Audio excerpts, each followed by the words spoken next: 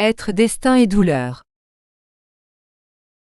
Lorsqu'un esprit programme sa réincarnation avec la permission divine, il est protégé, à chaque étape évolutive, par un cocon qui le garde, afin que dans sa petite maison il puisse progresser et se développer, jusqu'à ce qu'il puisse se transformer en un beau papillon.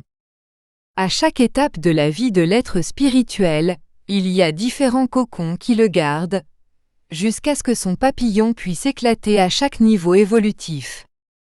Le premier cocon que l'être reçoit dans sa réincarnation est le ventre de la mère.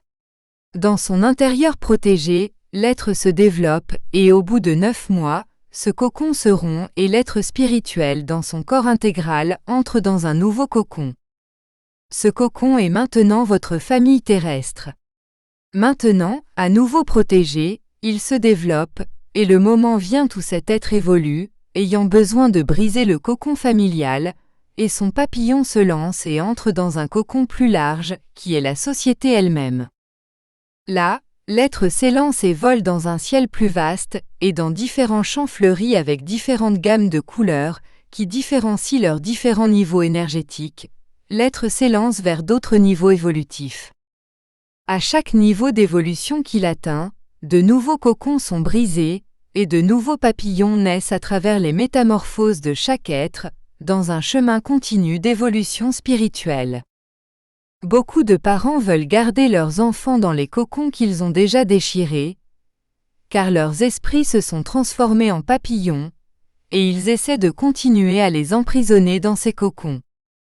De chaque cocon d'où l'être a émergé dans son évolution, le papillon de son esprit ne peut plus essayer de retourner dans le cocon qu'il a quitté, car il est maintenant sur un autre niveau énergétique, et ce n'est qu'en brisant ses ailes qu'il pourrait revenir s'enfermer dans ce cocon. Enfant, à chaque niveau d'évolution vous cassez de nouveaux cocons, et vous ne pourrez jamais emprisonner votre esprit dans le cocon qui vous protégeait auparavant, car vous vous casseriez les ailes, et ne pourrez plus vous lancer dans le ciel infini, en visitant le différent champ fleuri que votre évolution attend et auquel vous êtes destiné. Ne leur permettez jamais d'emprisonner les papillons de vos esprits dans des niveaux d'énergie que vous avez déjà laissés derrière vous, car le destin des esprits est une évolution continue, et chaque esprit est unique, et chacun reçoit les ailes qui lui permettront de voyager à travers différentes vies, et les parcours de chacun sont différents de ceux des autres. Le Père vous donne, à chaque étape, le cocon qui permettra votre processus de développement. Il met à l'intérieur de ce cocon tout ce dont vous aurez besoin. Il y a aussi les épreuves, mais, à côté d'elles, le Père te donne de la volonté, active en toi le germe de la foi, pour que tu t'accroches à lui, et que tu puisses gravir chaque palier que tu proposes.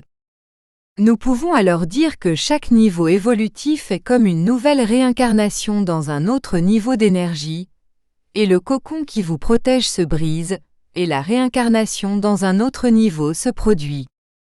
Chacun de vous continue son chemin évolutif, laissant l'esprit voyager à travers les différents cieux que chacun atteint, par le sentiment, par la volonté et par la foi, en se connectant à l'intuition divine qui vous dirige toujours. C'est le vrai problème de l'être, du destin et de la douleur, où il faut briser les différents cocons, pour laisser le papillon de votre esprit atteindre sa perfection.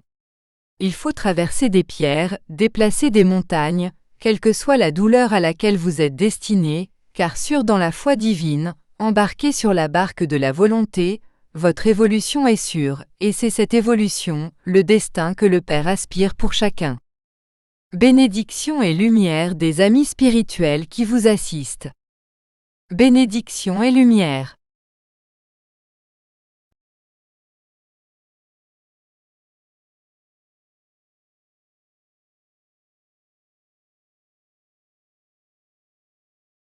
Conscience cosmique. Livre 4, L'être intégral. Chapitre 45. Être, destin et douleur.